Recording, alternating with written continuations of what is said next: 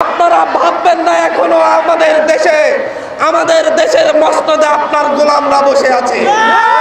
আপনারা ভেবে থাকবেন না আমাদের এই চিকিৎসা ব্যবস্থা আরো 10 বছর এমন চলতে থাকবে।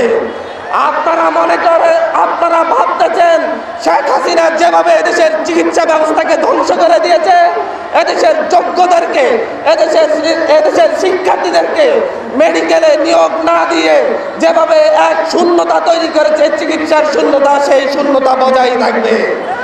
আমরা বলে দিতে চাচ্ছি অতি দ্রুতই এদেশের প্রতিটি মেডিকেলে, প্রতিটি হসপিটালে এদেশের যোগ্য শিক্ষার্থীদের নিয়োগ নিশ্চিত করতে হবে। ডাক্তার হোক, সেটা টেকনোলজিস্ট হোক, সেটা ম্যাথসের যে কোনো চিকিৎসা সহকারী হোক। আমাদের প্রতিষ্ঠান আছে কিন্তু তাদের নিয়োগের নিশ্চিত করা হচ্ছে না। আপনারা কেন তাহলে এতগুলো টেকনোলজিস্ট প্রতিষ্ঠান গড়ে তুলেছেন যদি তাদের চাকরি দিতে না পারেন? চাকরি না দিতে পারলে তাহলে কি বেকার খাটুনি খাটানোর জন্যই জনগণের টাকা খরচ করছেন?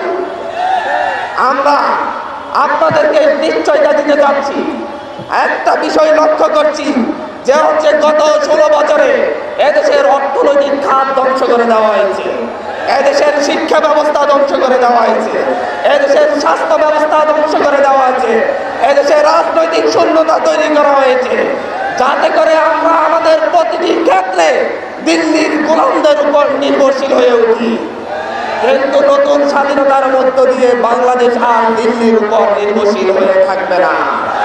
বাংলাদেশের মানুষ তাদের নিজ পায়ে দাঁড়াবে। বাংলাদেশের মানুষ তাদের নিজস্ব হসপিটালগুলোতে নিজেদের চিকিৎসার ব্যবস্থা নিশ্চিত করে ছাড়বে। আমরা জানতে চাইব বাংলাদেশের প্রতিটি হসপিটাল কবে নিজস্ব জনবলে শক্তিশালী হয়ে উঠবে। আমরা জানতে চাইব কবে নাগাদ বাংলাদেশের সাধারণ মানুষ চিকিৎসা সেবার জন্য তাদের নিজেদের যে কোনো ধরনের টেস্ট করার জন্য সরকারি হসপিটালে সকল ধরনের সুযোগ সুবিধা পাবে। এই সুযোগ সুবিধা নিশ্চিত করার জন্য আমরা লড়াই করে যাব ইনশাআল্লাহ।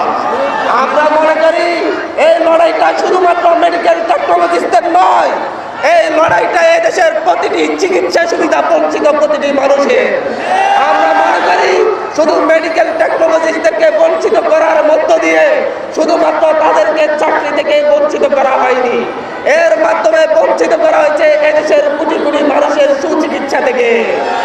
আমরা এই সুচিকিৎসা নিশ্চিতের জন্য হলেও এদেশের মেডিকেল টেকনোলজিস্টদের তাদের যোগ্য জায়গায় চাকরির ব্যবস্থা করার জন্য সরকারকে আহ্বান জানাবো।